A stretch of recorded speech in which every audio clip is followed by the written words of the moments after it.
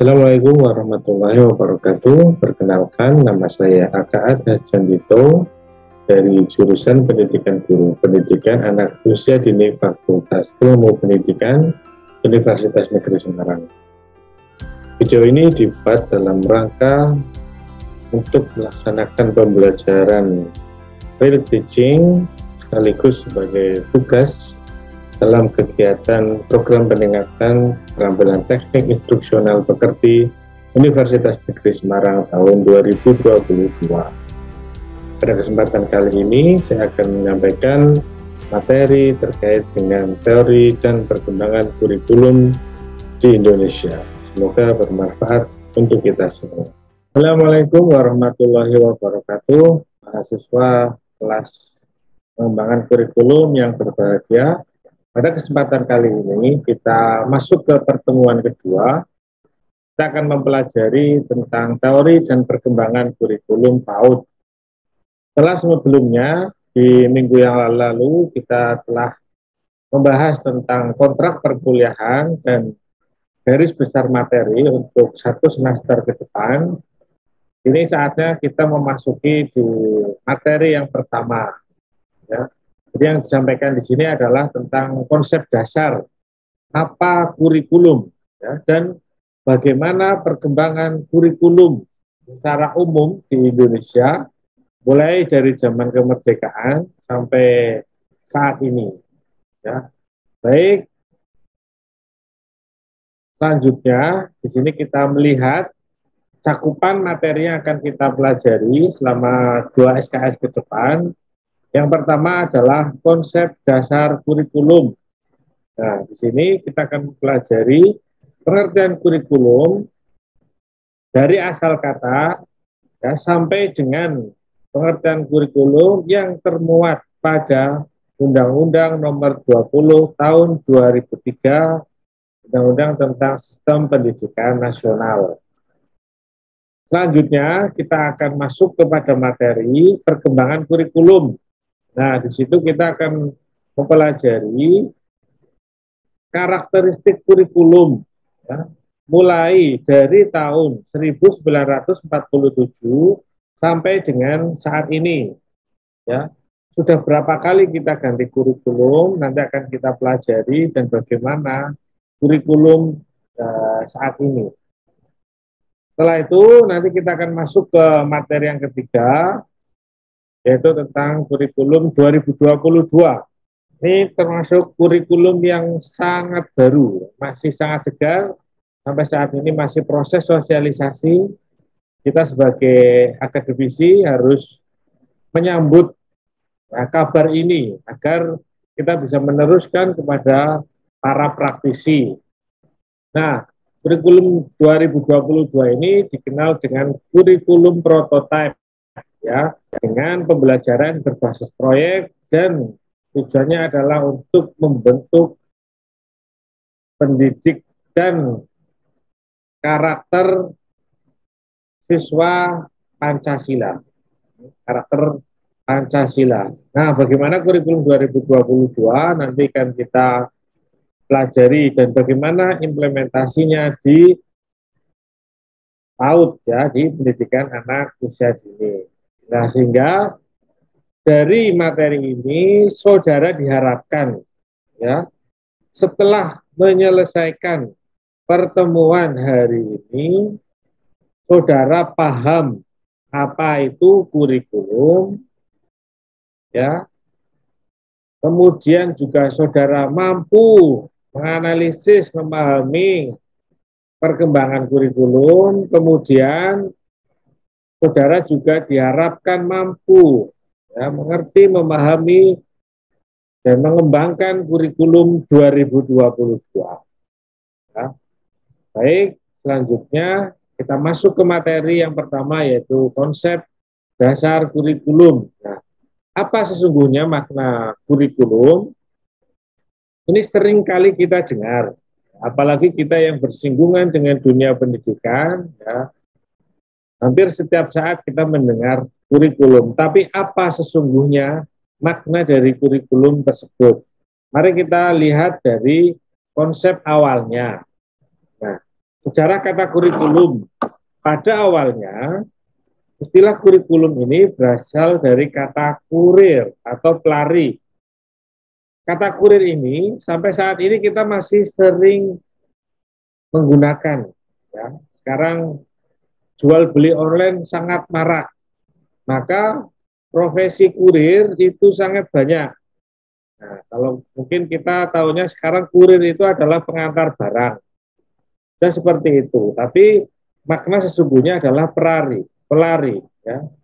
Dan kurere, ya, tempat berpacu yang digunakan dalam dunia olahraga. Nah, dari kata tersebut dapat diartikan bahwa kurikulum merupakan jarak yang harus ditempuh oleh seorang pelari mulai dari start sampai finish untuk memperoleh medali atau penghargaan. Jadi konsep pertamanya, konsep awalnya seperti itu. Ya, jadi bisa kita katakan di situ adalah suatu jarak yang harus ditempuh oleh seorang pelari dalam rangka apa? Untuk memperoleh penghargaan. Ya, jadi kata kuncinya di situ ya ada pelari, jarak, dan penghargaan. Nanti kita coba adopsi kata ini dalam dunia pendidikan, bagaimana maknanya ya. Kita coba lihat. Nah, kemudian kurikulum ya dalam dunia pendidikan diartikan ya sebagai sejumlah mata pelajaran ya, atau subject matter. Ya, konteks mata pelajaran ini kita umum ya, kalau di PAUD ya berarti bukan mata pelajaran tetapi mungkin tematik ya atau topik-topik. Nah, intinya mata pelajaran itu adalah subjek atau konten yang akan diajarkan kepada peserta didik ya, yang harus ditempuh oleh orang siswa dari awal sampai akhir program pelajaran untuk memperoleh penghargaan dalam bentuk ijazah. Oke, jadi kata kuncinya sebenarnya hampir sama dengan konsep yang tadi ketika ini diadopsi dalam konteks pendidikan. Nah, maka di sini subjeknya itu, pelakunya itu adalah siapa? Berarti adalah siswa. Ya. Siswa melakukan apa? Melakukan kegiatan belajar, ya ada jaraknya, ada waktunya. Di situ tertulis dari awal sampai akhir program pelajaran. Ya, saudara paham ya terkait dengan jenjang-jenjang pendidikan berapa lama yang harus ditempuh. Nah, itu berarti jaraknya. Kemudian apa tujuannya? Memperoleh penghargaan dalam bentuk ijazah. Ya, jadi butuh pengakuan. Orang yang telah menempuh pendidikan harus dibuktikan ya dalam bentuk ijazah yang menyatakan bahwa individu tersebut telah menyelesaikan suatu program pembelajaran di mana tertera materi atau mata pelajarannya apa saja, ya. Subjeknya apa saja, mata kuliahnya apa saja, ya, dibuktikan dengan jasa dan transkrip nilai. Ya, jadi ada penghargaan yang dicari, butuh pengakuan seseorang, ini loh saya sudah menyelesaikan jenjang pendidikan. Ya, semoga dapat diterima ya. Oke, selanjutnya makna kurikulum jika kita lihat dari sistem pendidikan nasional kita, Undang-Undang Nomor 20 Tahun 2003 ya. Jadi kita boleh mengkaji teori dari berbagai pendapat.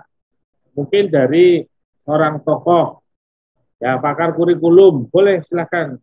Kita cari referensi sebanyak-banyaknya, tetapi jangan lupa kita memiliki aturan ya yang dibakukan oleh pemerintah. Nah, aturan dalam dunia pendidikan diatur dalam Undang-Undang Nomor 20 Tahun 2003 tentang Sistem Pendidikan Nasional. Nah, apa sesungguhnya makna kurikulum berdasarkan Sistem Pendidikan Nasional? Di sini tertulis kurikulum adalah seperangkat rencana dan pengaturan ya mengenai tujuan ya, mengenai tujuan itu, kemudian isi dan bahan pelajaran serta cara yang digunakan sebagai pedoman penyelenggaraan kegiatan pembelajaran untuk mencapai tujuan tertentu. Ya, jadi di sini ada beberapa kata kunci yang harus kita pahami. Kurikulum adalah rencana, artinya sebuah planning. Berarti kurikulum itu disusun sebelum kegiatan pembelajaran dilaksanakan. Sebelum kegiatan pengajaran seorang guru masuk ke kelas. Artinya itu dijadikan sebagai sebuah pedoman. Nah, pedoman itu dalam bentuk apa? Perangkat pembelajaran. Nah, perangkat pembelajaran mencakup apa saja?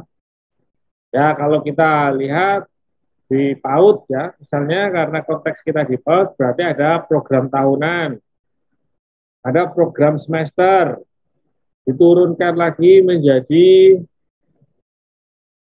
RPPM, rencana pelaksanaan pembelajaran mingguan, diturunkan lagi menjadi RPPH, rencana pelaksanaan pembelajaran harian. Nah, itu adalah kurikulum. Ya, itu baru perangkat dalam bentuk rencana. Nah, selanjutnya, kurikulum juga tidak terbatas pada rencana saja, melainkan juga pada pengaturannya, artinya masuk kepada manajemennya. Manajemen ketika seseorang guru memasuki sebuah kelas, apa yang harus dilakukan? Nah, biasanya semua sudah tertulis di rencana pelaksanaan pembelajaran harian. Ya, misalnya dari kegiatan apersepsi, apa yang harus dilakukan guru? Oh, membuka pembelajaran dengan salam, menanyakan kabar peserta didik, kemudian melakukan presensi, ya, kemudian mengulas kembali materi yang lalu, kemudian memberikan gambaran tujuan materi hari ini. Setelah itu masuk ke materi inti, ya, metodenya bagaimana, penyampaiannya apa harus ceramah atau dengan metode pembelajaran problem based learning, project based learning, dan seterusnya. Intinya di situ ada transfer knowledge, kemudian penutup, berarti melakukan, memberikan kesimpulan, melakukan refleksi, ya, kemudian memberikan gambaran apa yang akan dilakukan besok, kemudian jika ada maka akan diberikan tugas. Ya. Jadi kurikulum mengatur apa yang harus dilakukan oleh seorang guru, artinya ketika seorang guru masuk ke kelas bukan tanpa perencanaan. Nah, apa yang direncanakan dan apa yang diatur dalam kurikulum di sini terlihat, ya. Di sini ada satu tujuan, ya, tujuan nih, ada tujuan. Jadi tujuan pembelajaran, artinya kurikulum mengatur tujuan pembelajaran.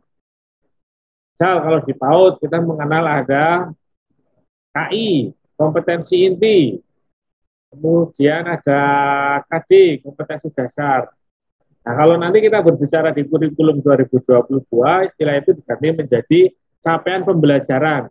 Itu intinya adalah tujuan. Apa yang hendak dicapai dalam pembelajaran hari itu. Ya. Kalau dalam RPPH, kalau dalam RPPM ya berarti apa yang hendak dicapai dalam minggu tertentu. Kalau dalam program semester berarti tujuan apa yang hendak dicapai dalam semester tertentu. Kalau dalam tahunan berarti apa yang hendak dicapai dalam program tahunan, nanti bermuara kepada tujuan dari pendidikan nasional. Kemudian isi, ya, isi dan bahan pelajaran berarti memuat tentang konten atau materi yang diajarkan kepada peserta didik. Ya, tadi slide sebelumnya dijelaskan tentang mata pelajaran atau subject matter. Kalau kita di PAUD berarti kita dapat mencermati bahwa isi dari kurikulum itu ya berarti berbentuk tematik. Ada diri sendiri, lingkunganku, alam semesta, dan lain sebagainya. Saudara pasti sudah paham terkait dengan hal tersebut. Nah, gitu. Ya, yang digunakan sebagai pedoman penyelenggaraan kegiatan pembelajaran. Artinya kurikulum itu memandu ya seorang guru ketika dia akan melakukan kegiatan pembelajaran. Ya, itu beberapa konsep kurikulum ya, mulai dari ide dasarnya sampai kepada Undang-Undang Nomor 20 Tahun 2003. Tentunya makna kurikulum tidak terbatas pada 3 hal ini. Banyak sekali konsep yang lain. Banyak sekali buku-buku pengembangan kurikulum, konsep dasar kurikulum. Silakan saudara cari referensi terkait dengan makna-makna kurikulum yang lain. Ya, boleh sebagai hasanah pengetahuan kita. Ya, oke. Selanjutnya, setelah kita mengetahui makna kurikulum, selanjutnya adalah mengapa kok kurikulum itu harus berubah. Ya. Kita tahu Indonesia merdeka tahun 1945. Sekarang sudah tahun 2022. Ya. Artinya zaman itu berubah. Nah, mengapa kurikulum berubah? Ada orang tokoh namanya Oliva, ya dalam bukunya Oliva, Kurikulum Development tahun 97, bahwa Oliva mengatakan bahwa esensi dari kurikulum itu adalah perubahan. Ya, jadi memang kurikulum itu perlu berubah. Ya, di situ dijelaskan aksioma of kurikulum. Nah, aksioma itu apa? Aksioma itu bisa dikatakan sebagai persepsi atau gambaran pendapat yang diterima banyak orang. Ya. Di sini Oliva menjelaskan esensi kurikulum, ya, perubahan kurikulum itu ada 3. Yang pertama, kurikulum not only reflect but is a product of its time. Jadi kurikulum itu tidak hanya merefleksikan atau mencerminkan sebuah pembelajaran saja, tetapi kurikulum itu adalah produk saat ini. Artinya masyarakat sedang apa? Apa yang sedang terjadi di masyarakat? Maka kurikulum ya menyesuaikan dari perkembangan masyarakat. Jangan sampai lulusan-lulusan dari lembaga pendidikan ya, tidak terpakai di masyarakat karena ada ketidaksesuaian atau ada kesenjangan antara lulusan dengan kebutuhan masyarakat. Ya, jangan sampai artinya kurikulum itu memang harus berubah menyesuaikan dengan kondisi zaman. Zamannya seperti apa sih sekarang? Nah, berarti kurikulum juga harus disusun mengikuti perkembangan zaman. Kita tidak mungkin akan selamanya menggunakan kurikulum tahun 1947 misalnya. Tidak mungkin. Ya, maka harus berkembang. Kemudian yang kedua, kurikulum change result from change in people. Jadi kurikulum itu adalah hasil dari perubahan manusia. Ya. Jadi perubahan masyarakat era digital saat ini. Oh, berarti perlu anak dibekali dengan kemampuan teknologi misalnya. Ya. Jadi ketika akan ada perubahan kurikulum, maka kurikulum itu tidak hanya disusun atau dikembangkan oleh para akademisi saja, tidak. Melainkan kurikulum itu disusun dengan berbagai masukan dari para stakeholder. Ya, tokoh-tokoh masyarakat diundang untuk memberikan masukan apa yang sedang terjadi di masyarakat saat ini. Para pengusaha diundang untuk memberikan gambaran terkait dengan kebutuhan dunia kerja ekonomi saat ini. Pakar agama diundang, ya. Jadi banyak yang dilibatkan dalam perubahan kurikulum. Ya, mereka diundang untuk memberikan masukan-masukan ya terkait dengan apa yang terjadi di masyarakat saat ini. Ya, dipotret, kemudian baru disusun kurikulumnya, diprediksi ke depan gambarannya akan seperti apa. 5 tahun lagi seperti apa, 10 tahun lagi seperti apa. Maka kurikulum yang disusun saat ini ya disiapkan untuk masa depan. Ketika anak atau peserta didik itu lulus, maka dia sesuai dengan zamannya. Bekal yang dimiliki ketika memperoleh pendidikan, ilmunya sesuai dengan apa yang dibutuhkan di masyarakat. Nah, maka ada yang mengatakan pendidikan adalah investasi. Ya. Jadi manfaat dari pendidikan, manfaat dari pembelajaran tidak hanya dirasakan saat ini saja, ya, tetapi akan lebih terasa nanti ketika seseorang sudah lulus, jangka waktunya lama, ya, itu disebut dengan investasi, ya. Kemudian esensi kurikulum sebagai perubahan, yang ketiga adalah kurikulum planner start from where the curriculum is, just as the teacher start from where the student are. Jadi perencanaan kurikulum dimulai dari mana kurikulum itu berada, ya. Sebagaimana halnya guru memulai pembelajaran kepada peserta didiknya. Artinya gini, kurikulum itu adalah rancangan pembelajaran yang harus dilaksanakan oleh seorang guru sebagai ujung tombaknya. Sebagus apapun kurikulum, ya guru harus bisa melaksanakan. Ketika ada kurikulum yang bagus, maaf, tapi guru tidak bisa melaksanakan pembelajaran, mengikuti kurikulum, maka pembelajaran menjadi tidak bagus. Ya. Kurikulumnya tidak berjalan dengan baik. Maka ujung tombak atau keberhasilan dari sebuah kurikulum letaknya pada seorang guru.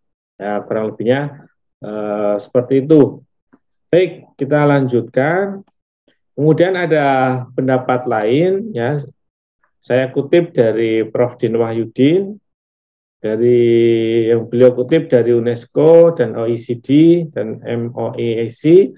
Kenapa kurikulum berubah? Yang pertama karena merespon masyarakat yang dinamis. Ya, dinamis itu artinya selalu berkembang, selalu berubah terus. Nah, apa yang ada di masyarakat harus dipotret, kemudian perlu peserta didik dibekali apa yang ada di masyarakat. Ya. Kemudian meningkatkan layanan yang terus-menerus. Ya, jelas. Jadi karena tadi adanya masyarakat berubah, ya, maka perubahan itu harus kita lakukan dengan tujuan memberikan layanan yang terus-menerus kepada peserta didik. Ya. Kemudian perkembangan teknologi informasi dan komunikasi. Ya, tentu ini kemudian perubahan kebijakan negara. Ya, jadi mungkin istilah yang sering kita dengar adalah ganti menteri, ganti kurikulum. Tapi apakah selamanya pernyataan itu benar? Ya, ada kalanya benar, ada kalanya tidak. Ya, benar itu ketika seorang menteri memiliki visi baru, pandangan baru terhadap suatu pendidikan. Ya, maka dia merubah kurikulum. Tetapi kurikulum yang diubah pun ya tidak 100% mengubah kurikulum lama diganti dengan kurikulum yang baru. Tentunya ada beberapa komponen yang tetap dan ada beberapa komponen yang berubah. Ya. Kita percaya bahwa para pembuat kebijakan itu pasti akan membuat kebijakan yang terbaik ya untuk bangsa dan negaranya, untuk anak-anak Indonesia. Oke. Selanjutnya, mengapa kurikulum berubah? Karena yang kelima adalah tanggung jawab organisasi. Ya, organisasi sebuah sekolah, institusi pendidikan ya. Karena meluluskan peserta didik, maka harus benar-benar dibekali memiliki kemampuan macam-macam. Oke. Kemudian fokus pada layanan pelanggan. Ya, artinya ketika output dari suatu pendidikan itu baik, ya, masyarakat puas terhadap suatu lembaga, ya, maka dia akan terus menyekolahkan anaknya di lembaga pendidikan, ya, sehingga di situ maka karena ada kepercayaan dari masyarakat, maka layanannya pun harus ditingkatkan, ya. Salah satunya dengan mereview atau melakukan perubahan kurikulum. Kemudian efisiensi dan efektivitas, ya. Jadi mencoba melakukan evaluasi kurikulum yang lama, di mana kelebihannya, di mana kekurangannya, ya. Setelah itu dicoba perbaiki, dilakukan perubahan sehingga terjadi efisiensi dan efektivitas dalam pendidikan. Ya, baik itu adalah alasan mengapa kurikulum berubah. Nah, selanjutnya seberapa banyak sih kita mengalami perubahan kurikulum ya di Indonesia secara umum. Nah, ini sudah ada bagannya. Ya, ada gambarnya di mana perkembangan kurikulum di Indonesia. Nah, jadi ternyata kurikulum ya, di Indonesia itu sudah ada sejak tahun 1947 ya, setelah 2 tahun kemerdekaan. Nah, kurikulum saat itu dikenal dengan kurikulum rencana pelajaran dirinci dalam rencana pelajaran terurai.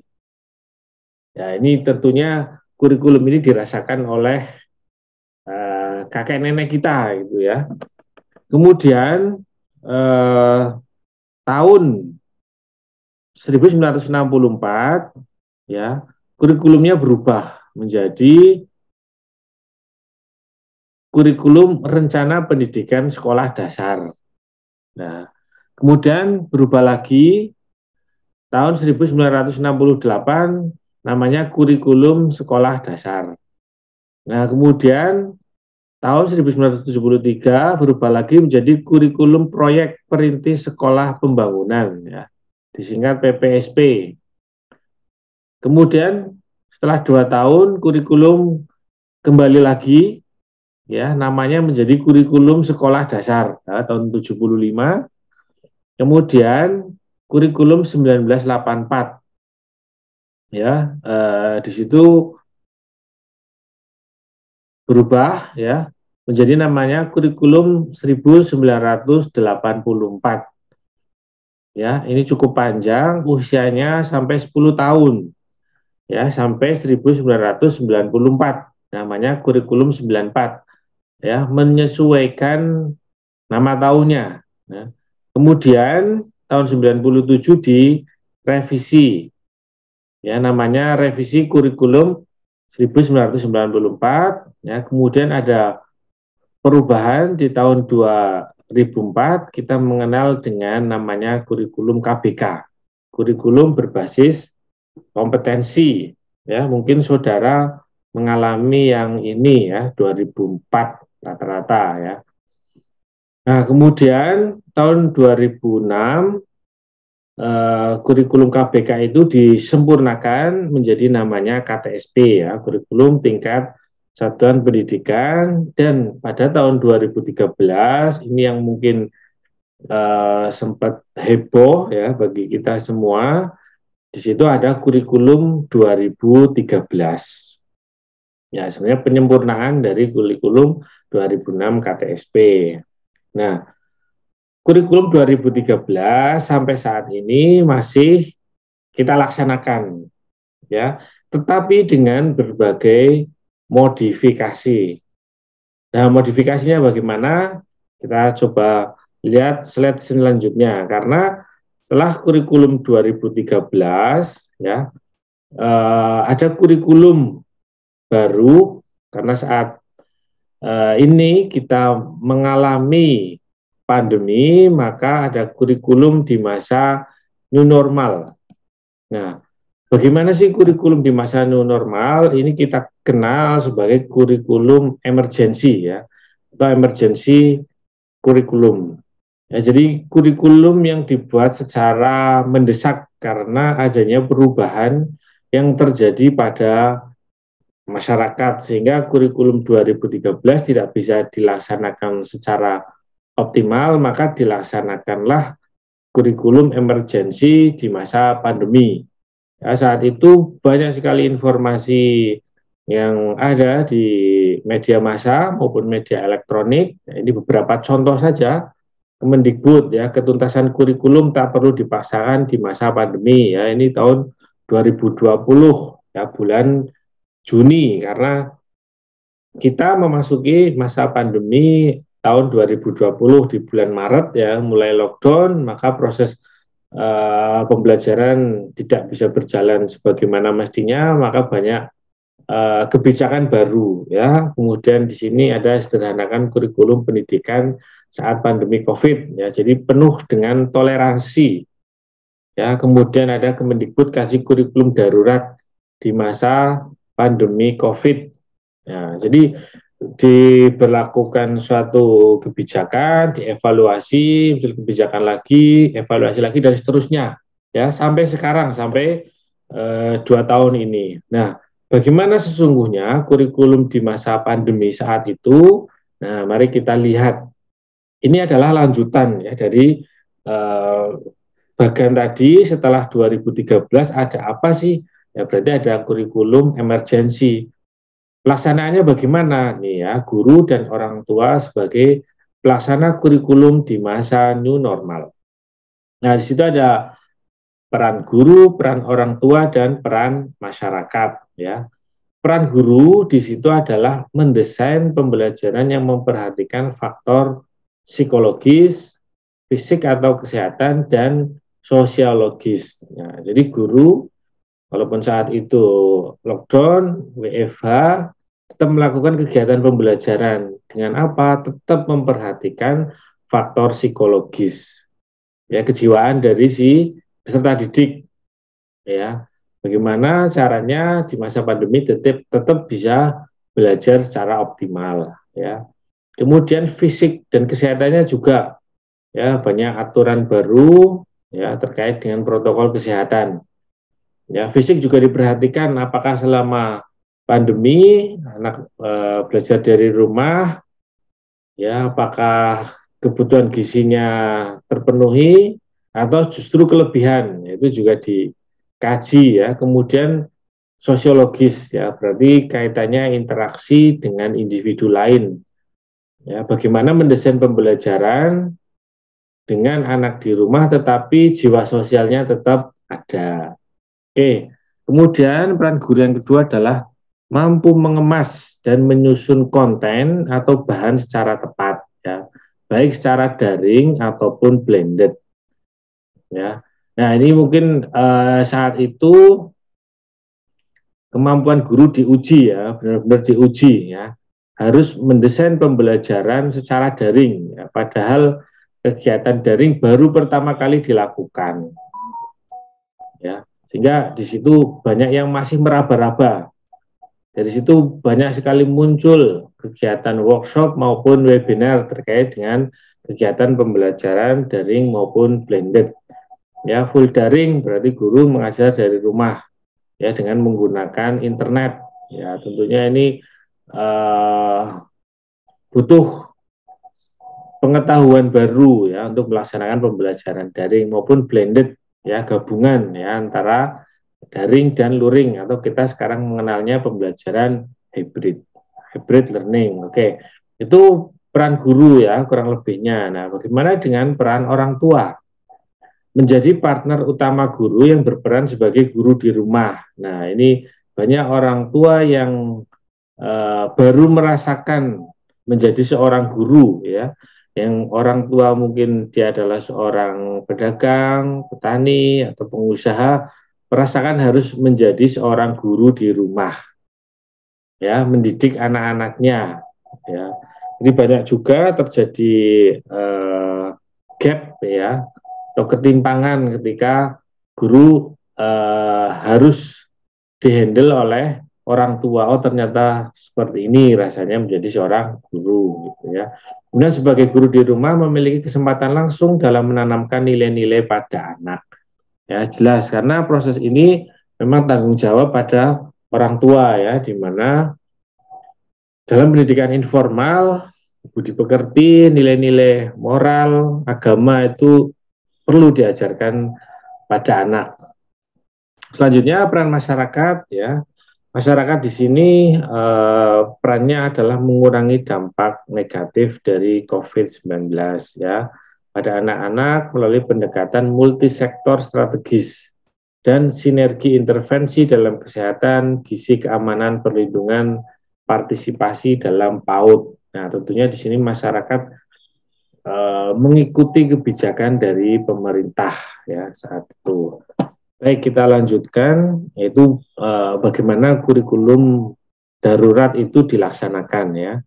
Nah, ini sekiranya ada gambaran perbandingan antara kurikulum dilaksanakan saat normal, saat pandemi, dan saat new normal. Nah, saat normal ya kurikulum 2013 dilaksanakan sesuai dengan pedoman ya. Kemudian pembelajaran konvensional dan luring ya, konvensional kalau masa normal ya.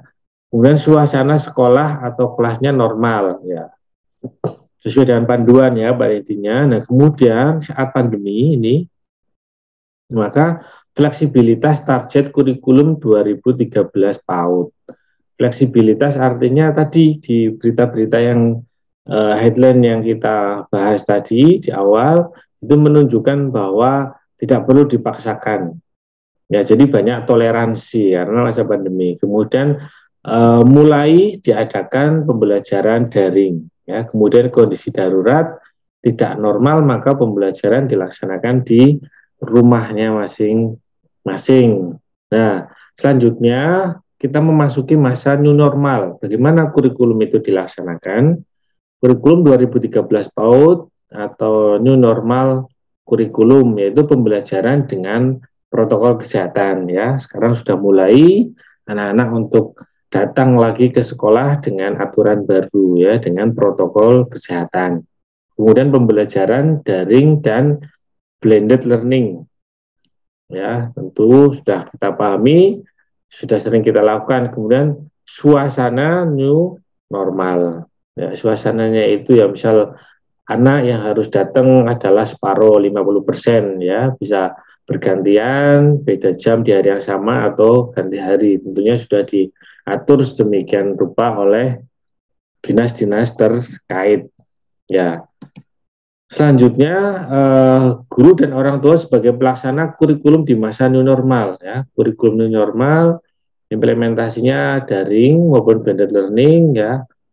Ada peran guru dan ada peran orang tua. Ya. Jadi saat ini orang tua masih perlu berperan ya karena belum full 100% pembelajaran luring ya. Kemudian targetnya adalah anak usia dini dan di sini ada output atau hasil yang diharapkan dari kegiatan pembelajaran. Nah, di output ini tentunya karena kita 2 tahun ya kurang lebih mengalami pelaksanaan pembelajaran daring, banyak evaluasi yang dilakukan oleh pemerintah. Nah, ternyata kurikulum yang dijalankan secara daring atau di masa pandemi itu belum optimal atau kita mengenalnya terjadi learning loss ya, atau kehilangan pembelajaran, kegiatan belajar pada anak. Itu maka pemerintah mengeluarkan ya peraturan baru, mengeluarkan kurikulum baru yaitu kurikulum 2022.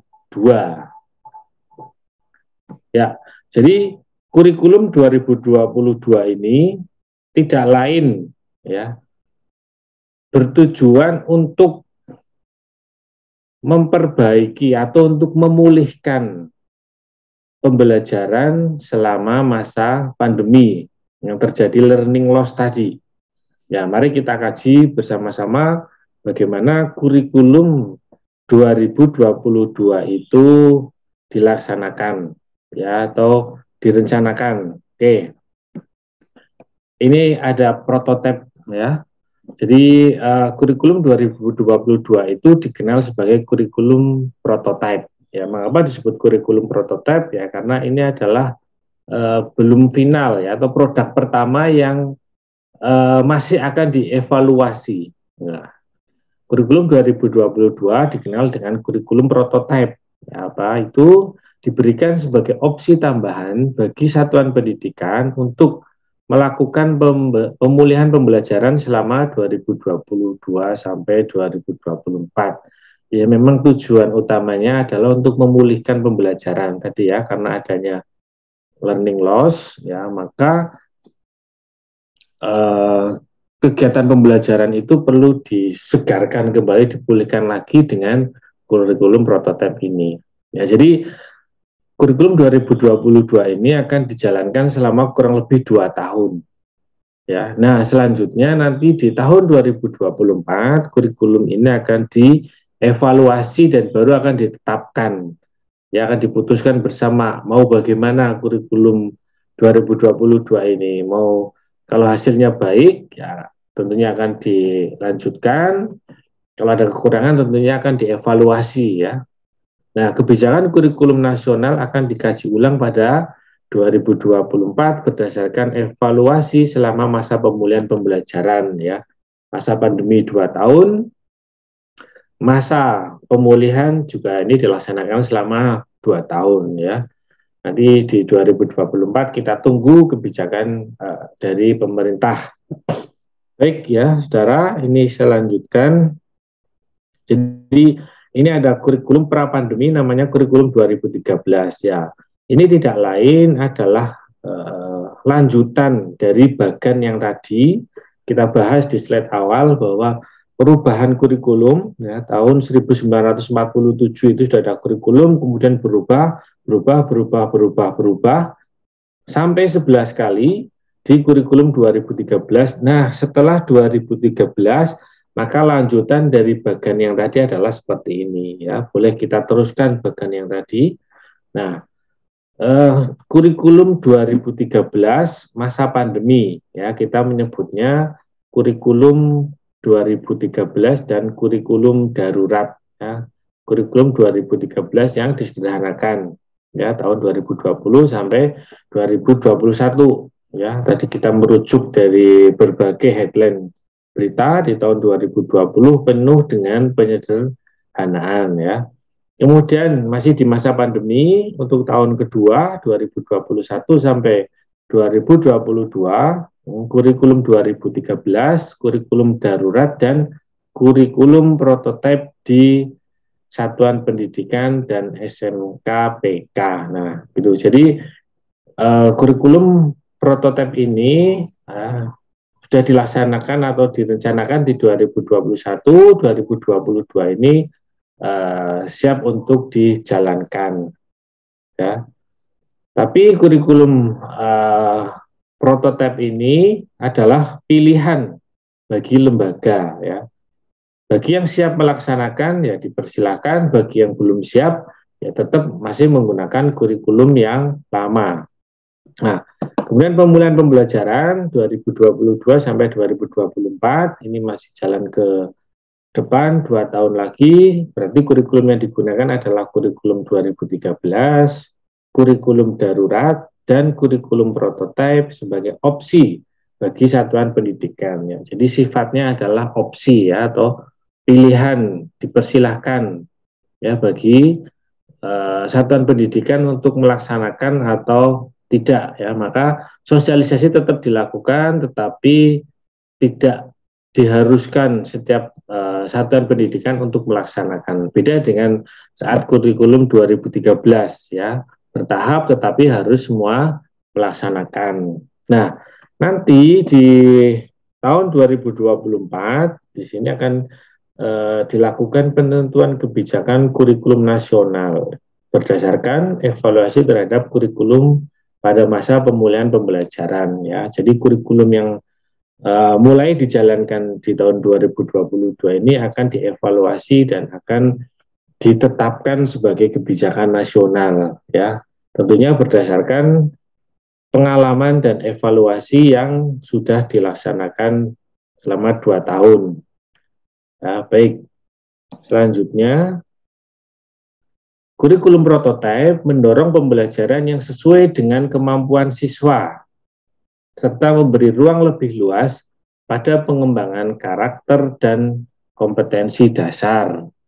Nah, kurikulum prototipe memiliki beberapa karakteristik utama yang mendukung pemulihan pembelajaran. Jadi ini yang membedakan apa yang ada di kurikulum 2013 dengan apa yang ada di kurikulum 2022 ini. Nah, di situ dijelaskan karakteristik utamanya apa, yaitu pembelajaran berbasis proyek. Nah, ini yang sebelumnya sebagai sebuah metode pembelajaran di kelas-kelas, ya, mungkin sudah banyak yang dilaksanakan, tetapi tidak terlalu intens. Kalau di kurikulum 2022 ini, maka kegiatan berbasis proyek itu sangat ditonjolkan. Ya. Tujuannya apa? Untuk mengembangkan soft skill dan karakter. Ya, soft skill, kemampuan skill dan karakter dari peserta didiknya. Ya. Ada iman, takwa, dan akhlak mulia, gotong royong, kebinekaan global, kemandirian, nalar kritis, dan kreativitas. Ya, jadi untuk membentuk karakter dan soft skill peserta didik yang baik, maka akan dilakukan dengan pembelajaran berbasis proyek. Kemudian fokus pada materi esensial, ya, sehingga ada waktu cukup untuk pembelajaran yang mendalam bagi kompetensi dasar seperti literasi dan numerasi. Nah, di sini ditekankan ya ada pembelajaran atau kompetensi literasi dan numerasi. Nanti ada banyak contoh-contohnya bagaimana penerapannya di PAUD. Ya. Kemudian yang ketiga adalah fleksibilitas bagi guru untuk melakukan pembelajaran yang sesuai dengan kemampuan murid. Ya. Teach at the right level dan melakukan penyesuaian dengan konteks dan muatan lokal. Ya. Fleksibilitas itu kalau kita bercermin berarti mirip dengan teori pembelajaran humanis, di mana pembelajaran itu disesuaikan dengan kebutuhan dan kemampuan dari si murid. Nah, di sini nanti akan mengangkat muatan lokal ya dari daerah-daerah tertentu. Ya, oke, itu beberapa karakteristik dari kurikulum 2022. Nah, kita fokuskan di pengembangan karakter. Ya, karena ini yang sangat menonjol di kurikulum 2022 ini, ya. Kita coba lihat kurikulum 2013 sudah menekankan pada pengembangan karakter, namun ya belum memberi porsi khusus dalam struktur kurikulumnya. Ya, jadi kurikulum 2013 yang sudah dijalankan selama ini ya sudah ada nilai-nilai karakternya, tetapi dalam kegiatan pembelajaran itu tidak ada porsi khususnya. Ya, tidak ada porsi khususnya, maka di kurikulum 2022 ini nanti akan ada porsi khusus ya bagi lembaga yang melaksanakan kurikulum 2022 ini, maka akan harus ada pembelajaran berbasis proyek dengan tujuan untuk mengembangkan karakter peserta didik ya. Dalam struktur kurikulum prototipe 20-30% jam pelajaran digunakan untuk pengembangan karakter profil pelajar Pancasila melalui pembelajaran berbasis proyek. Ya, ini memang sudah memiliki porsi khusus ya. Porsi khususnya berapa ya? 20-30% jam pelajaran akan diisi pembelajaran berbasis proyek. Tujuannya apa? Membentuk karakter profil pelajar Pancasila. Nah, selanjutnya pembelajaran berbasis proyek penting untuk mengembangkan karakter karena jadi ini alasan mengapa sih kok harus pembelajaran berbasis proyek? Ya, karena memberi kesempatan untuk belajar melalui pengalaman, experiential learning ya namanya pembelajaran berbasis proyek, anak terlibat ya, atau mencari sebuah permasalahan kemudian memecahkan solusinya melalui sebuah proyek. Jadi ada beberapa step kegiatan yang harus dilakukan oleh peserta didik sehingga pengalamannya akan banyak. Ya, kemudian mengintegrasikan kompetensi esensial yang dipelajari peserta didik dari berbagai disiplin ilmu. Ya tentunya di proyek itu kan banyak kemampuan ya yang tergabung menjadi satu. Nah, di situ jadi anak dapat mempelajari berbagai disiplin ilmu. Kemudian struktur belajar yang fleksibel. Nah, proyek ini mau disusun berapa lama? Ya, silahkan kesepakatan dari seorang guru ya dan dari muridnya ya. Jadi murid sebisa mungkin diajak untuk menentukan ya atau diberi peran untuk terlibat dalam perencanaan pembelajaran sehingga anak akan lebih merasa memiliki kelas tersebut. Ya, oke. Selanjutnya, bagaimana karakteristik kurikulum di setiap jenjang? Nah, ini ada jenjang PAUD, SD, SMP, SMA, ya. Dan di situ ada SMK, SLB. Tapi kita coba fokuskan pada bidang PAUD sesuai dengan kajian kita. Bagaimana karakteristik kurikulum 2022 di jenjang PAUD? Oke, kita coba lihat kegiatan bermain sebagai proses belajar yang utama. Saya rasa ini tidak jauh berbeda dengan konsep yang lama karena memang prinsip dari pembelajaran di PAUD itu adalah bermain sambil belajar. Ya, anak merasa senang ya ketika dia melakukan sesuatu, sesungguhnya dia sedang mempelajari sesuatu. Ya, ada kurikulumnya tetapi barangkali anak tidak sadar bahwa dia itu sedang belajar. Nah, makanya bungkusnya adalah bermain, proses pembelajaran yang menyenangkan. Ya. Kemudian yang kedua, karakteristik kurikulum 2022 di PAUD adalah penguatan literasi dini dan penanaman karakter melalui kegiatan bermain belajar berbasis buku bacaan anak. Nah, ini literasi termasuk hal yang baru. Ya, tahun-tahun sebelumnya sudah ada, cuma ini harus lebih ditekankan lagi. Ya, mengenalkan anak kepada buku bacaan melalui kegiatan bermain. Gitu. Kemudian adalah yang ketiga, karakteristiknya fase pondasi untuk meningkatkan kesiapan anak bersekolah. Saya rasa sama, ini sesuai dengan konsep PAUD ya yang ada saat ini, bahwa tujuan dari pendidikan anak usia dini ya adalah untuk memberikan bekal kesiapan seorang anak agar siap atau mampu memasuki pendidikan di atasnya ya, yaitu sekolah dasar. Jadi fungsi dari PAUD adalah untuk menyiapkan ya peserta didik untuk menempuh pendidikan selanjutnya. Nah, kemudian karakteristik yang keempat adalah ini hal yang baru ya teman-teman. Jadi pembelajaran berbasis proyek untuk penguatan profil pelajar Pancasila dilakukan melalui kegiatan perayaan hari besar dan perayaan tradisi lokal. Ya, inilah tadi yang ada porsi 20 sampai 30% bahwa harus dilaksanakan pembelajaran berbasis proyek ya bagi satuan pendidikan yang melaksanakan kurikulum 2022 ini. Nah, pembelajaran berbasis proyek itu tujuannya apa? Untuk penguatan membentuk profil pelajar Pancasila. Nah, kegiatannya di hari besar, peringatan hari besar dan perayaan tradisi lokal. Nah, itu ya, nanti kita coba lihat tema-tema apa saja yang bisa diangkat dalam pembelajaran berbasis proyek ini. Baik, kita lanjutkan.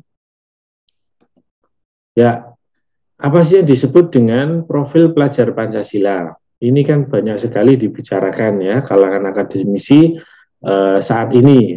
Ya, profil pelajar Pancasila yang pertama yaitu memiliki kompetensi, kemampuan atau karakter beriman, bertakwa kepada Tuhan Yang Maha Esa dan berakhlak mulia. Ya, tujuan pertama dia bertakwa kepada Tuhan Yang Maha Esa dan berakhlak mulia. Ya, kemudian berkebinekaan global. Ya, selanjutnya memiliki karakter gotong royong. Ya, kemudian kreatif. Kemudian bernalar kritis, ya. Selanjutnya mandiri. Nah, inilah profil pelajar Pancasila. Inilah yang diharapkan oleh pemerintah ya, di masa pemulihan ini, ya. kita sebagai calon pendidik ketika akan mengajarkan kepada anak, ya berarti memberikan bekal hal-hal ini, ya biar anaknya memiliki karakter mulia, berkebinekaan global, memiliki sifat gotong royong, kreatif, nalar kritis, mandiri. Dan saya rasa ini sangat sesuai dengan pembelajaran abad 21, ya. Karena outputnya itu adalah anak memiliki daya nalar kritis, critical thinking, kolaborasi, ya, bekerja sama, kemudian kreatif, ya, kemudian komunikatif, ya, mampu berkomunikasi dengan baik. Ya, selanjutnya kita coba lihat, ya, bagaimana implementasinya di lembaga PAUD, ya. Tadi yang disampaikan adalah gambaran umum terkait dengan kurikulum 2022, ya, secara umum. Lantas bagaimana implementasinya di PAUD? Ya, di sini tertulis bahwa bermain adalah proses pembelajaran. Ya, ini memang konsep pembelajaran di PAUD sama dengan di kurikulum sebelumnya, bahwa wadah, ya, atau tempat anak untuk belajar adalah melalui kegiatan bermain, ya. Kegiatan bermain belajar merupakan proses utama, ya, intisari kurikulum dan pembelajaran, ya. Kemudian kita sedang menuju proses merdeka belajar, merdeka bermain, ya. Ini banyak sekali sosialisasi yang dilakukan oleh pemerintah pusat maupun daerah, dan banyak sekali webinar yang diadakan. Ya, kita bisa aktif mengikuti berbagai webinar terkait bagaimana kegiatan merdeka belajar, merdeka bermain. Ya, kemudian memungkinkan anak berkembang secara optimal dan menyesuaikan minat dan rasa ingin tahu anak. Nah, selanjutnya, bermain belajar berbasis buku bacaan. Ini karakteristik di kurikulum 2022, ya, libatkan buku bacaan anak dalam kegiatan bermain, ya, untuk menguatkan literasi, bukan untuk menuntut anak membaca secara mandiri. Di sini contohnya adalah guru membacakan buku cerita kepada anak, lalu anak membicarakannya dan melakukan kegiatan yang berhubungan, ya, dengan cerita yang dibacakan oleh guru. Nah, jadi sumber belajar anak salah satunya adalah buku untuk penguatan literasi. Kemudian materi yang ada di buku itu digunakan sebagai bahan kegiatan belajar dan bermain, ya, berkaitan dengan materi yang disampaikan oleh guru. Selanjutnya, proyek penguatan profil pelajar Pancasila. Ini memang yang menjadi titik utama dalam kurikulum 2020, di mana profil pelajar Pancasila menjadi output, ya, melalui kegiatan pembelajaran berbasis proyek. Nah, dua kegiatan utama pembelajaran, jadi di PAUD masih ada pembelajaran reguler atau rutin, ya, dengan tema-tema biasa yang kita gunakan selama ini. Namun di luar pembelajaran reguler dan rutin itu, nanti juga lembaga yang menerapkan kurikulum 2022 itu melaksanakan pembelajaran berbasis proyek, ya, dengan tujuan untuk penguatan profil pelajar Pancasila. Nah, melalui kegiatan apa? Yaitu proyeknya berkaitan dengan perayaan hari besar dan perayaan tradisi lokal. Ya, jadi nanti di sini ini hal baru bagi guru PAUD, bagaimana menurunkan tema-tema, 4 tema utama dalam pembelajaran berbasis proyek, ya, kemudian diturunkan menjadi topik, kemudian diturunkan menjadi proyek, kemudian guru harus merinci kegiatan harian, ya, yang dilakukan bersama anak dengan gurunya, dalam mengembangkan proyek yang ditugaskan. Ya, nanti ada contohnya. Selanjutnya adalah dengan pendekatan dan metode yang beragam. Nah, pendekatan dan metode bermain ya masih sama dengan kurikulum 2013, cuma dalam 2022 ini ada satu tambahan pendekatan, yaitu pembelajaran berbasis proyek ini ya. Jadi kelompok masih ada, area masih ada, sentra masih ada, dan ditambah pembelajaran berbasis proyek ya. Memang penekanannya di sini. Kemudian beri dukungan berupa area bermain yang terbuka ya, kemudian komunikasi yang stimulatif ya, dengan tujuan untuk menstimulasi tumbuh kembang anak secara optimal. Ya. Selanjutnya adalah hindari calistung yang monoton. Ya. Hal yang perlu dihindari yaitu meminta anak belajar dan menulis kata berulang-ulang atau di drill ya istilahnya. Ini perlu dikurangi nanti ketika kita sudah mengimplementasikan kurikulum 2022 ya, karena kegiatan monoton tidak dapat mengoptimalkan potensi perkembangan anak. Selanjutnya di sini adalah capaian pembelajaran sama dengan kompetensi. Nah, istilah baru dalam kurikulum 2022 ya disebut tujuan pembelajaran itu dituangkan dalam capaian pembelajaran. Ya, nah, capaian pembelajaran ini mencakup 3 elemen utama, yaitu elemen nilai agama dan budi pekerti, elemen jati diri, dan elemen dasar-dasar literasi dan STEM. Ya. Ketiga elemen tersebut merupakan elaborasi dari aspek perkembangan anak, ya, nilai agama dan moral, fisik motorik, kognitif, bahasa, sosem. Ya, jadi aspek perkembangan dalam diri anak ya yang biasa kita laksanakan itu di kurikulum 2013 dielaborasi ya menjadi 3 elemen, yaitu agama dan budi pekerti, jati diri, dan dasar-dasar literasi dan STEM. Total jam per minggu adalah 17,5 jam atau 1050 menit. Selanjutnya mari kita lihat capaian pembelajaran dari masing-masing elemen.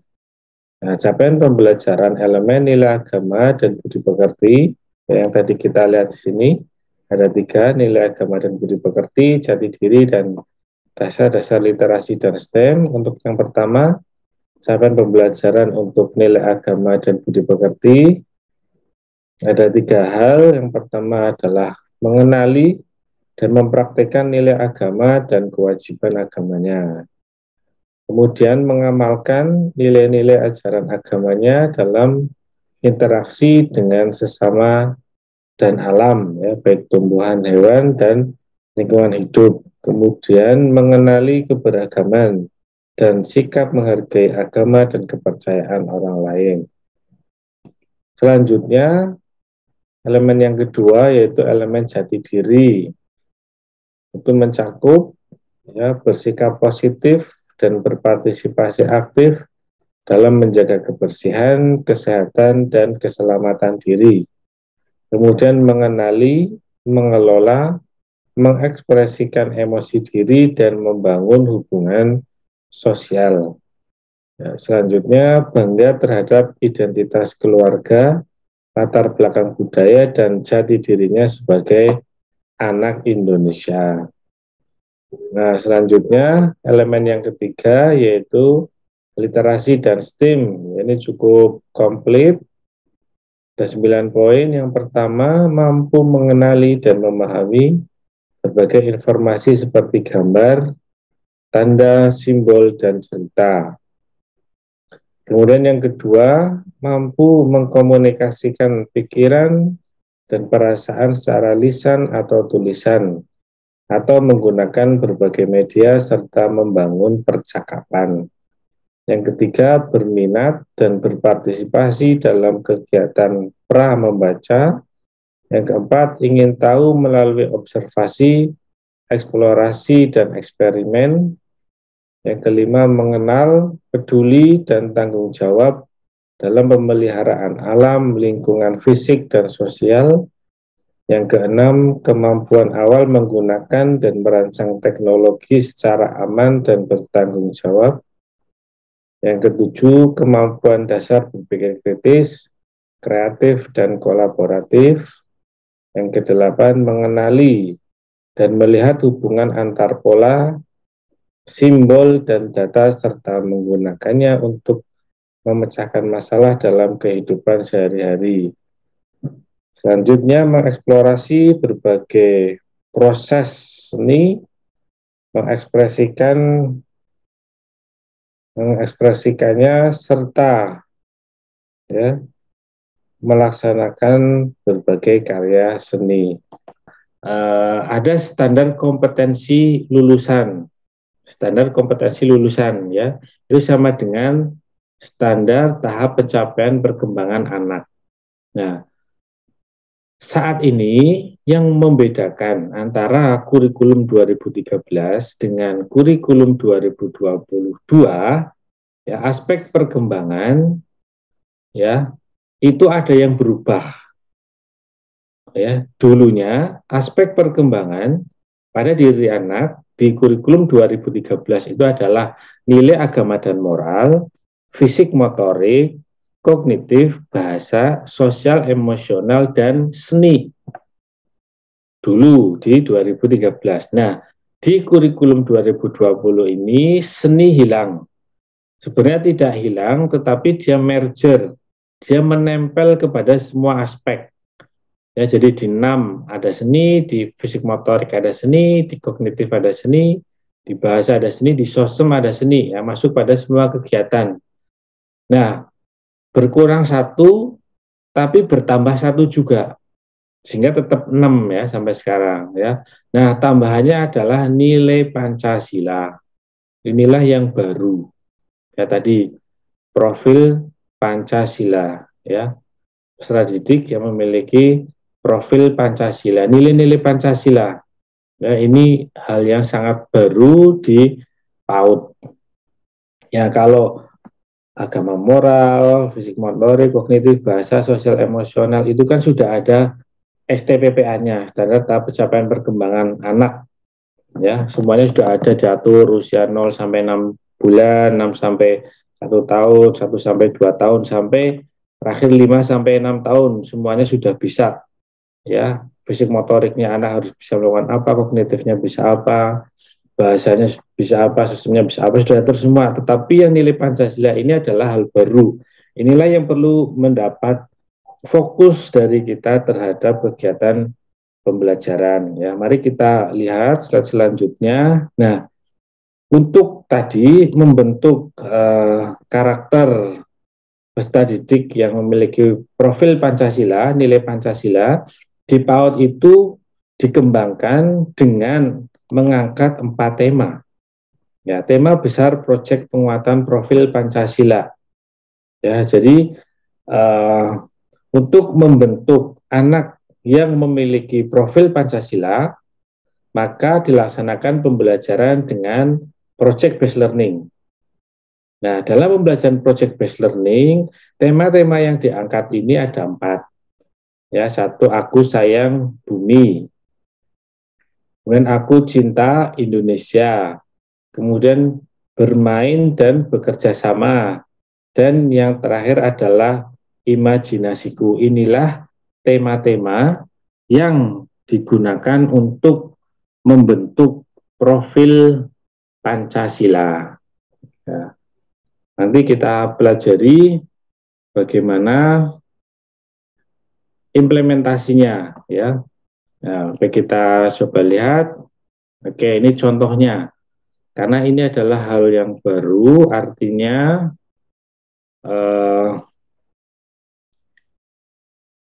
ini belum pernah dikembangkan sebelumnya. Maka ini sangat penting untuk saudara. Barangkali kalau kita menyusun kegiatan pembelajaran, ya, kegiatan pembelajaran untuk aspek kognitif, bahasa, sosial, emosional, saya rasa sudah biasa. Tetapi untuk yang profil Pancasila ini kan baru, ya. Kita coba lihat, misalnya contoh yang pertama, aku dengan tema aku sayang bumi, ya. Topiknya ada apa saja? Mengelola sampah, menghijaukan lingkungan, mendukung pelestarian satwa. Kemudian proyeknya apa? Proyek memilah sampah. Ini adalah proyek yang nantinya akan diberikan kepada anak ya dalam kegiatan pembelajaran. Kemudian aku cinta Indonesia. Proyeknya apa? Mohon maaf, topiknya apa? Menggali dan mengenalkan budaya daerah, mengenalkan sumber-sumber alam yang dimiliki. Kemudian misalnya contohnya adalah proyek Pawe Ogo-Ogo. Kemudian tema yang ketiga bermain dan bekerja sama. Topiknya permainan tradisional dan kerjasama tim. Proyeknya proyek permainan lompat tali. Kemudian imajinasiku, topiknya bisa apa saja, eksplorasi warna, eksplorasi cahaya, membuat model buku yang menarik. Proyeknya apa? Proyek kreasi buku pop-up. Nah, jadi seorang guru harus bisa melakukan mapping terhadap tema-tema besar ini. Aku sayang bumi, itu kira-kira topiknya akan ada apa saja. Ini kan contoh, saudara harus bisa mengembangkan sendiri. Ya, misalnya penghijauan, reboisasi, atau pengairan, kan ada banyak sekali.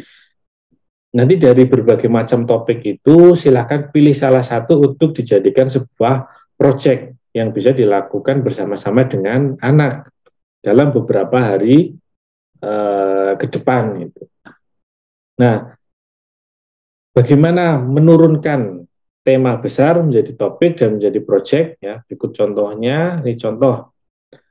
Aku cinta Indonesia. Kita ambil tema yang kedua ini. Aku cinta Indonesia. Nah, maka ketika akan menurunkan menjadi sebuah proyek, saudara perlu memikirkan mapping terlebih dahulu. Misalnya sumber belajar. Ketika akan mengajarkan tema Aku Cinta Indonesia, sumber belajar yang maaf, sumber belajar yang diberikan apa saja? Ada media, di dalamnya ada buku, video, film, dan internet, narasumber, tempat publik, pasar, museum perpustakaan, dan tempat wisata, alam terbuka, sungai, hutan, laut, dan lain-lain. Pikirkan sumber belajarnya, kemudian pikirkan permasalahan yang muncul. Nah, masalah Aku Cinta Indonesia itu yang saat ini terjadi itu apa sih? Oh, ternyata budaya lokal tidak mengakar. Ini banyak sekali anak-anak sekarang kurang paham dengan kebudayaan daerah misalnya. Ada apa saja budaya lokal tidak mengakar? Bahasa daerah tidak populer. Ya, sekarang jarang orang misalnya kita tinggal di Jawa tapi tidak bisa bahasa Jawa. Kemudian makanan dan produk lokal tidak dikenal. Ya, nama-nama makanan tradisional mungkin kita sudah lupa ya. Kemudian kesenian daerah hampir punah. Itu menjadi sebuah masalah. Kemudian ketergantungan terhadap gawai. Mainan tradisional banyak ditinggalkan, ya, kurang sosialisasi di masyarakat. Kemudian permasalahan yang ketiga, ketergantungan terhadap produk impor, gandum, garam, beras, dan bahan baku industri lainnya. Atau saudara pun bisa menambahkan ya banyaknya budaya yang masuk dari luar ke negara kita melalui media sosial ya atau melalui gawai. Itu menjadi masalah juga. Setelah menemukan permasalahan ini, tentunya saudara kan akan memikirkan solusinya bagaimana. Maka di situ buatlah kemungkinan solusi yang akan dibuat. Nah, menggali dan mengenalkan budaya daerah ya, karena ada masalah ini tidak mengakar, terlalu banyak main gawe terhadap ketergantungan terhadap produk impor, maka untuk menanamkan rasa cinta terhadap Indonesia perlu apa yang dilakukan yaitu menggali dan mengenalkan budaya daerah. Nah, menggali dan mengenalkan budaya daerah itu melalui apa? Misal menghidupkan kesenian dan tradisi daerah. Oh ya, kemudian mengenalkan pangan lokal. Jadi boleh berdasarkan dari permasalahan ini kita ciptakan solusinya. Kemudian mengenalkan produk-produk lokal. Ya, kemudian kemungkinan solusi yang kedua mengenalkan sumber-sumber alam yang dimiliki. Ya. Di sini ada mengenalkan flora dan fauna yang ada di sekitar. Ya, mengenalkan flora dan fauna dan mengenalkan mineral dan tambang yang ada di sekitar. Nah, apakah ada kemungkinan solusi yang lain? Ada tentunya ya. Misalnya melalui kegiatan permainan yang menarik apa saudara? Silahkan kembangkan. Nah, jadi formatnya adalah ada tema besar, dicari sumber belajarnya apa, dicari permasalahannya apa, dan dicari kemungkinan solusinya apa. Nanti yang akan dijadikan sebuah proyek adalah kemungkinan solusinya, salah satunya. Ya ini, menggali dan mengenalkan budaya daerah. Mari kita lanjut ke slide berikutnya. Nah, ini kan ada menggali dan mengenalkan budaya daerah. Ya, kemudian di sini kita pikirkan nih, kesenian dan tradisi daerah. Kemudian ada seni pertunjukan, seni rupa, seni musik. Kemudian menggali dan mengenalkan budaya daerah, makanan dan produk lokal. Ada jajanan tradisional, oleh-oleh souvenir, dan seterusnya. Kemudian sumber belajar, media, buku, narasumber, dan lain-lain. Saya rasa kalau sumber belajar mungkin bisa sama ya untuk setiap tema. Ya, silakan disesuaikan. Cuma ini perlu ada ya. Nah, kita pilih salah satu, misalnya seni pertunjukan melalui kegiatan pawai. Nah, kegiatan pawai inilah yang nanti akan diturunkan menjadi proyek ya. Jadi di situ kita lihat Aku Cinta Indonesia yang besarnya, topiknya menggali dan mengenalkan budaya daerah. Kemudian proyeknya di sini misalnya membuat ogoh-ogoh ya. Proyek membuat ogoh-ogoh. Jadi proyek membuat ogoh-ogoh itu diturunkan dari kegiatan pawai. Ya. Misalnya kalau di Semarang berarti kita mengenal ada pawai warak ngendok, misalnya gitu ya. Atau dugderan, boleh. Ini kan contohnya misal di Pulau Bali. Ya, kalau kita yang tinggal di Jawa, ya berarti kita bisa memikirkan itu. Ya, silahkan. Ya, kemudian di sini perlu dipikirkan proyek membuat ogoh-ogoh apa yang harus dilakukan anak. Ya, apa yang dipelajari, tujuan perayaannya apa, ciri-ciri khasnya apa, nilai-nilai yang ada dari perayaan. Nah, sehingga anak akan muncul pemahaman terhadap kebudayaan dan akan memunculkan nilai profil Pancasila. Bagaimana caranya praktik membuat ogoh-ogoh, mulai dari observasi, mendatangkan narasumber, membuat ogoh-ogoh sesuai dengan ide anak. Sumber belajar ya silakan macam-macam ya. Jadi mapping ini mulai dari yang depan ini sampai kepada yang akhir ini boleh dipikirkan bersama-sama dengan anak. Ya, jadi sebelum kegiatan proyek dimulai, silakan ditawarkan kepada anak. Hari ini kita akan mengangkat tema tentang Aku Cinta Indonesia. Ya, misalnya saudara memikirkan tentang permasalahannya, disampaikan kepada anak, ya, maka solusi apa sih yang bisa diberikan, bisa dipikirkan bersama dengan anak-anak. Nanti akan muncul ide-ide yang kreatif ya ketika bersama dengan anak-anak. Ya, begitu juga saat penentuan topik dan penentuan proyek apa yang harus dilakukan dalam proyek tersebut. Ya, oke. Ini ya, jadi proyeknya adalah membuat ogoh-ogoh ya. Jadi bagaimana menyusun ini tema besar, topik dan proyek menggunakan mind mapping ya. Pembuatan mind mapping secara bersama-sama. Tapi kalau saudara mengerjakan secara berkelompok, saya rasa akan lebih mudah karena akan banyak pemikiran. Ya, yang penting saudara mengambil yang biru-biru ini saja. Ya, silahkan diambil disesuaikan nanti. Aku Cinta Indonesia berarti kemungkinan solusinya apa, permasalahannya apa, sumber belajarnya apa ya, dan seterusnya. Oke. Nah, setelah sudah ditentukan membuat proyek apa, maka selanjutnya di sini detailkan lagi ya. Bagian ini tidak apa-apa. Jadi di sini lebih kepada aktivitas dari si muridnya, hampir sama dengan poin yang di atasnya ini. Ini proyek membuat ogoh-ogoh, di sini pawai ogoh-ogoh. Jadi pawai ogoh-ogoh itu bagian dari proyeknya ya saat sudah dilaksanakan. Nah, apa yang harus dilakukan oleh anak selama kegiatan proyek di sini sudah dijelaskan ya. Aktivitas anak dalam kegiatan proyek. Hari 1 kunjungan ke Balai Banjar. Oh, berarti hari pertama ya anak-anak melakukan observasi ke Balai Banjar, melihat bentuk ogoh-ogoh seperti apa. Ya. Atau field trip ya. Kemudian yang kedua, membuat gambar desain ogoh-ogoh ya. Guru bersama anak menggambar ogoh-ogoh. Kemudian yang ketiga, membuat lem dari tepung kanji. Nah, lem ini adalah nantinya ketika ogoh-ogoh sudah dibuat rangkanya, maka akan maaf ditutupi oleh kertas. Nah, kertas itulah menutupnya menggunakan lem. Nah, lem ini dibuat bersama-sama dengan anak. Nah, jadi anak itu mengalami langsung. Ya, jadi tadi learning experience, pengalaman anak dalam belajar. Ya, kemudian yang keempat, menutup kerangka ogoh-ogoh dengan kertas. Itu hari keempat. Ya, jadi masih ada berlanjutan beberapa hari. Berapa jumlah harinya ya silahkan menyesuaikan dengan proyeknya. Kalau proyeknya besar mungkin bisa lebih lama. Kalau proyeknya pendek, kecil mungkin bisa lebih singkat.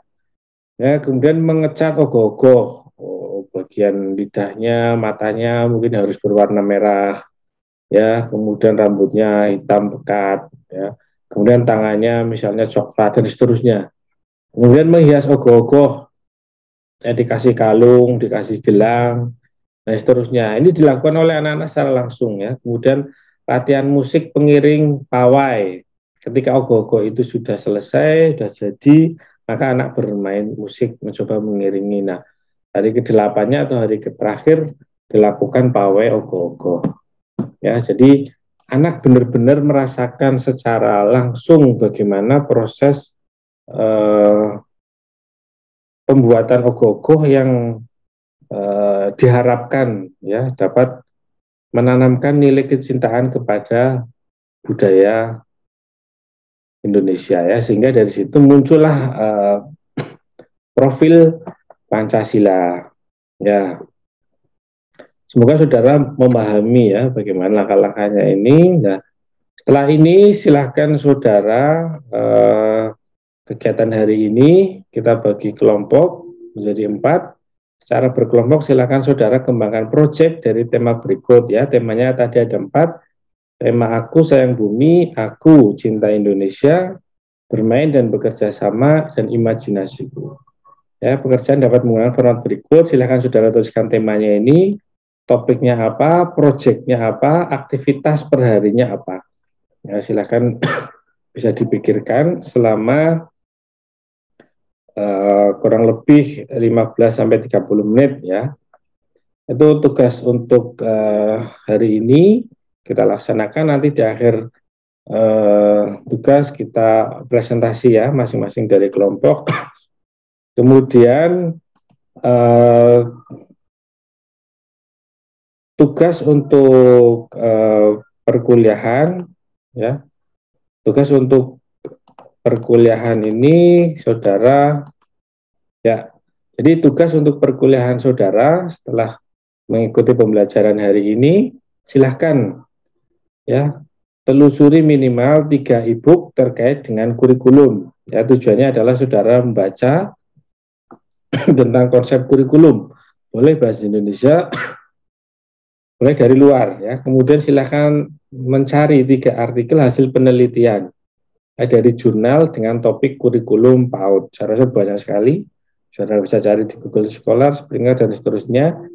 Kemudian selanjutnya silahkan ke-6 file tersebut ya, masing-masing 3 ini diunggah pada Elena maksimal hari Minggu 1 Maret 2022 pukul 23.59 WIB ya. Terima kasih, semoga saudara sehat selalu. Terima kasih untuk kegiatan hari ini. Semoga bermanfaat dan menambah wawasan saudara. Mohon maaf atas segala kekurangan. Saya akhiri. Wassalamualaikum warahmatullahi wabarakatuh.